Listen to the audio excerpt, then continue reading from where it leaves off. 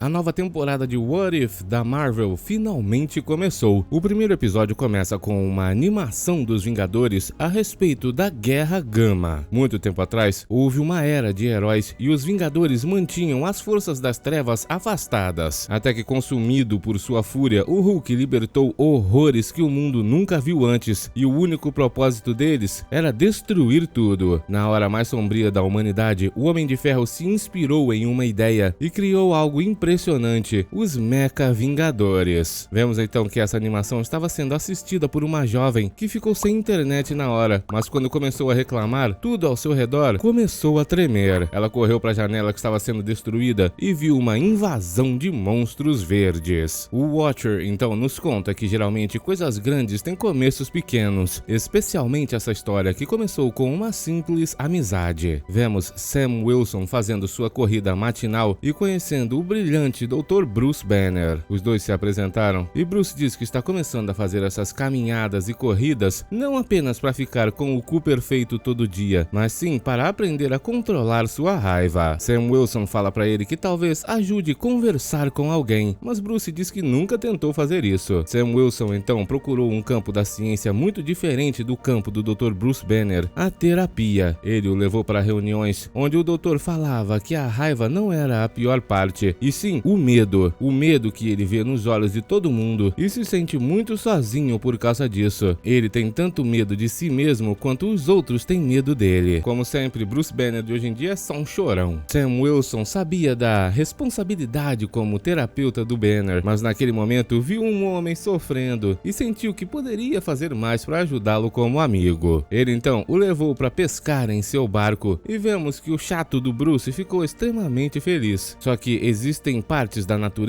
que não podem ser controladas. Uma tempestade se aproximou e começou a balançar o barco todo. Bruce foi tentar salvar uma jovem e acabou sendo acertado por uma das partes desse barco. Esse simples ocorrido fez a raivinha dele se libertar e ele se transformou no Hulk. Sam Wilson tentou conversar com ele, falar que eles são amigos e que ele pode se acalmar e voltar a ser o Banner, mas não adiantou e o Hulk saiu dali. Mas o motivo pelo qual ele foi embora foi porque não queria que seu amigo visse sua verdadeira forma. Por causa disso, Bruce Banner resolveu dar um jeito nessa situação e criou uma certa máquina. Ela joga raios gama no corpo dele. Bruce acreditava que desse jeito poderia expulsar o Hulk de seu corpo e viver normal para sempre. Só que sua ideia saiu pela culatra. Ao tentar expulsar o Hulk de dentro de si, Bruce Banner criou um outro monstro completamente incontrolável. Ele se transformou num monstro gigantesco forjado em radiação gama e completamente sem restrições de consciência que o Banner tinha com o Hulk. Além disso, a ameaça cresceu em número e tamanho, pois esse predador Apex se multiplicou. Suas legiões invadiram o mundo inteiro e eles facilmente derrotavam qualquer um que se aproximasse. Os Vingadores perceberam que para lutar contra esses Hulks maiores e mais cruéis, precisariam de Hulkbusters maiores e mais cruéis também. Tony Stark então produziu todos esses robôs e agora os Vingadores têm seus próprios mechas. Eles, como os heróis mais poderosos da Terra, batalharam muito, mas caíram, foram todos derrotados. O sacrifício deles inspirou os heróis sobreviventes a terminarem essa batalha. Eles perseguiram o último dos monstros até o fim do mundo e não sobrou nada deles, ou pelo menos